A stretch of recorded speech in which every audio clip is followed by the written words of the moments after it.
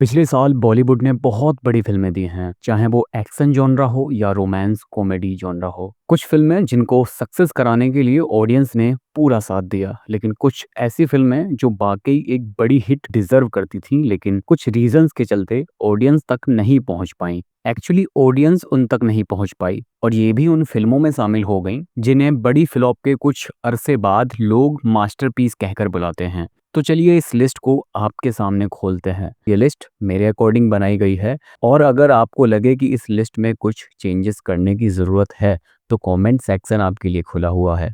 नमस्कार दोस्तों, मैं हूं प्रिंस और आप देख रहे हैं रिव्यू एंड राय बाय प्रिंस।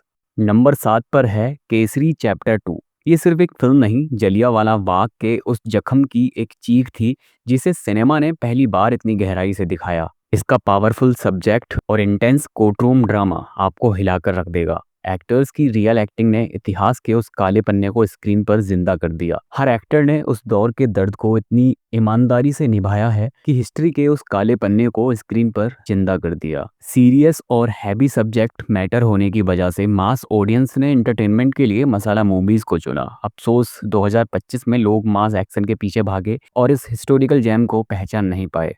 नंबर 6 पर रखी है धड़क 2।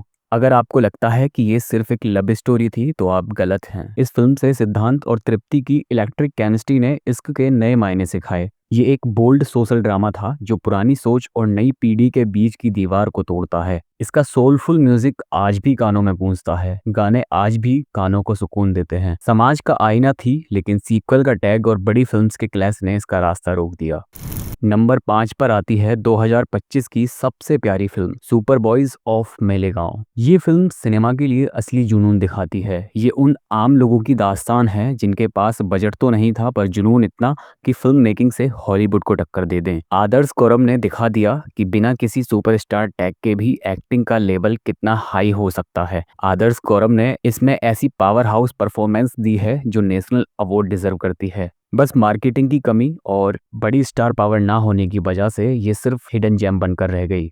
चौथे नंबर पर है जॉन अब्राहम की द डिप्लोमैट। ये बॉलीवुड की सबसे इंटेलिजेंट स्पाई थ्रिलर है। यहाँ बिना किसी फालतू ड्रामे के दिमाग से जंग लड़ी जाती है। इसकी सिनेमेटोग्राफी और पेसिंग बिल्कुल इंटरनेशनल थ्रिलर्स जैसी थी, जो हर सेकंड सस्पेंस बनाए रखती है। ऑडियंस जॉन से मैसी एक्शन एक्सपेक्ट कर रही थी, पर उन्हें एक स्मार्ट थ्रिलर मिली जिसके लिए वो शायद तैयार नहीं थे।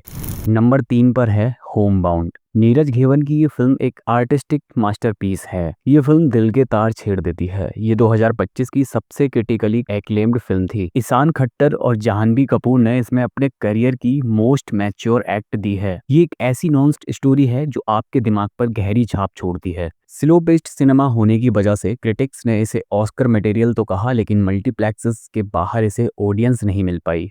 नंबर 2 पर है मेट्रो इन दिनों। प्रीतम का मैजिकल म्यूजिक और अनुराग बसु का डायरेक्शन। यह फिल्म एक विजुअल और ऑडिटरी ट्रीट थी। आज के शहरों की उलझी हुई राहों और रिश्तों को इसने इतनी खूबसूरती से दिखाया है कि हर फ्रेम एक कविता लगता है। पंकज त्रिपाठी से लेकर आदित्य रॉय कपूर तक हर एक्टर ने अपने रोल में जान फूंक दी है। 2025 में वॉयलेंट एक्शन मूवीज का दबदबा इतना ज्यादा था कि ऐसी सोलफुल और पोएटिक फिल्म्स को लोगों ने इग्नोर कर दिया।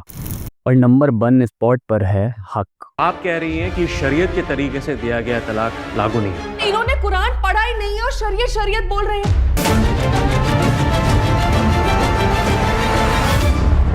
ये 2025 की सबसे इम्पैक्टफुल और ब्रेव फिल्म थी। सिस्टम के भ्रष्टाचार के खिलाफ एक आम आदमी की ये लड़ाई आपको झंझोड़ कर रख देती है। इसकी स्क्रिप्ट और डायलॉग्स इतने पावर पैक्ड थे कि ये सुपर हिट ब्लॉकबस्टर डिजर्व करती थी। कंट्रोवर्शियल सब्जेक्ट और कमजोर प्रमोशंस की वजह से ये ग्राउंड लेवल ऑडियंस तक नहीं पहुंच सकी, जो इस साल की सबसे बड़ी ट्रेजेडी रही।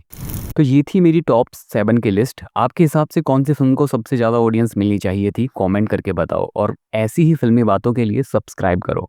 जय हिंद।